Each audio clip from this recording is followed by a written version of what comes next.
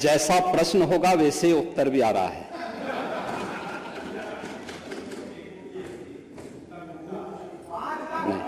शांति सुनिए। प्रश्न ही उल्टा था तो उस उल्टे प्रश्न को सही करने का प्रयास हुआ है। और अभी तो आपने आधा ही उत्तर सुना है। पूरा सुनेंगे तो संभवतः पिछला इतिहास याद आने लग जाएगा।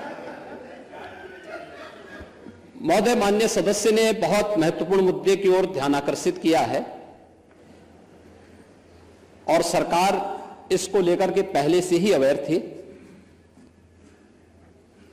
अंतर विभागीय समन्वय से संचारी रोग नियंत्रण के लिए आपने केवल डेंगू की बात की है। जब वेक्टर बॉर्न डिजीज की हम बात करते हैं तो केवल डेंगू उसमें नहीं आता है।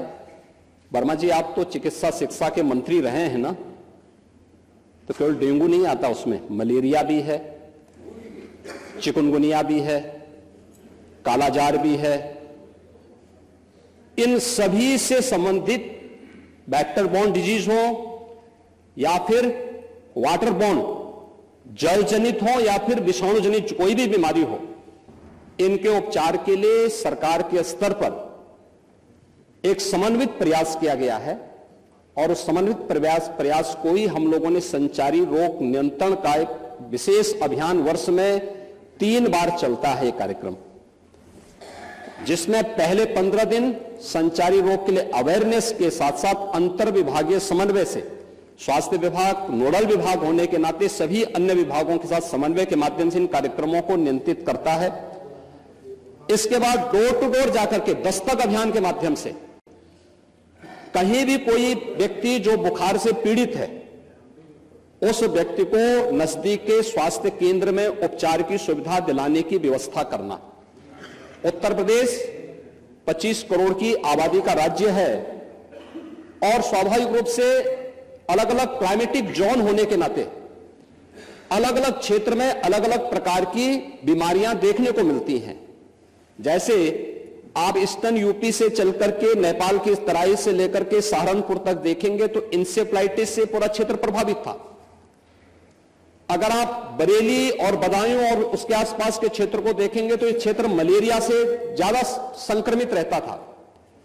वाराणसी से लेकर के प्रयागराज, लखनऊ, कानपुर होते हुए अगर आप फिरोजाबाद, आगरा तक पहुंचेंगे तो ये पूरा क्षेत्र डेंगू से प्रभावित है। अगर बुंदेलखंड क्षेत्र में अगर आप देखेंगे तो ये क्षेत्र चिकुनगुनिया से प्रभावित है। बिहार से सटे हुए जो हमारी सीमाएं हैं वहां पे हम देखेंगे तो कालाजार इन क्षेत्रों में ज्यादा प्रभावी रूप में देखने को मिलता था। और सरकार के द्वारा जो समन्वित प्रयास किया गया है, आपने केवल डेंगू की चर्चा की, बीमारी डेंगू पूरी तरह नियंत्रण में है और सरकार के द्वारा समय पर उठाए गए कदमों का परिणाम था। एक प्रकार का ये फ्लू हो गया है, फ्लू है, आता है, इसका एक अपना एक साइकिल इसका होता है। लेकिन मुझे आश्चर्य होता है कि जो सदस्य यहां पे प्रश्न उठा रहे थे, आप एक बहुत सीनियर सदस्य हैं, वो तो जब चिल्ला रहे थे तो मुझे उनके स्वास्थ्य की भी चिंता हो रही थी, रविदास मल्होत्रा जी की। उसको आपने जो बात कही है वह ब्लड ट्रिप नहीं था, उसको प्लेटलेट्स कहते हैं, ठीक है ना, प्लेटलेट्स कहते हैं।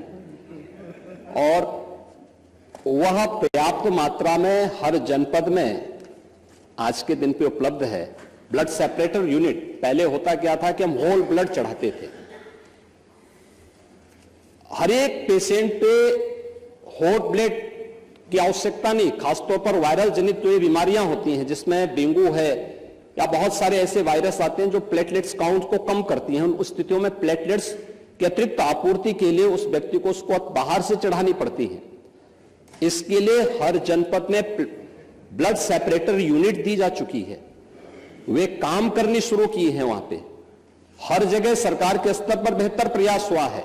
और जहां तक नेता प्रतिपक्ष के द्वारा यह कहा जाना कि साहब प्राइवेट हॉस्पिटल में, याद रखना डबल इंजन की सरकार है, ये केवल बोलती नहीं करके दिखाती भी है।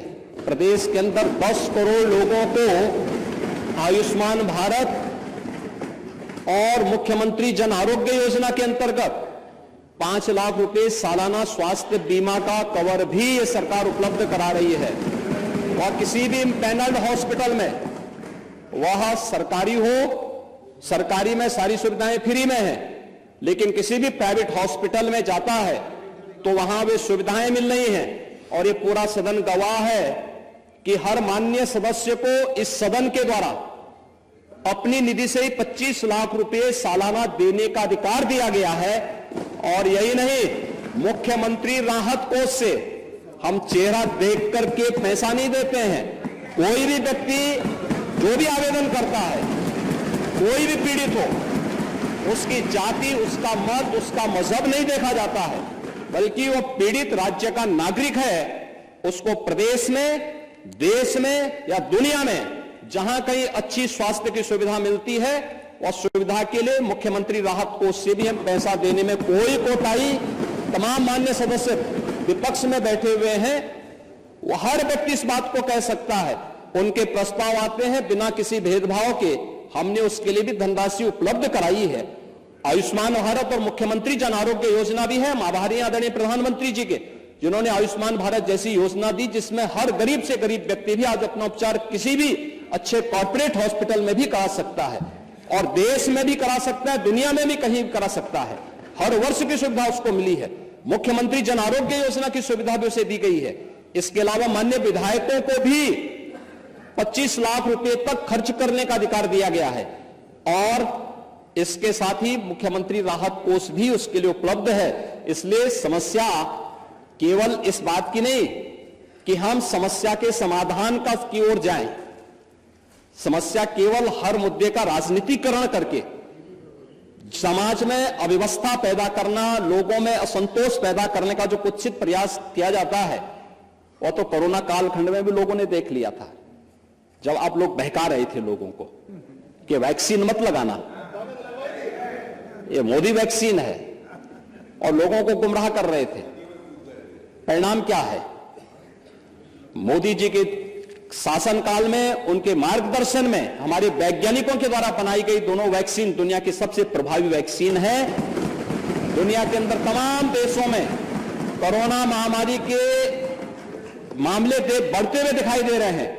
भारत में कोरोना कंट्रोल है और उत्तर प्रदेश में भी पूरी तरह नियंत्रण में है, कहीं कोई समस्या नहीं है।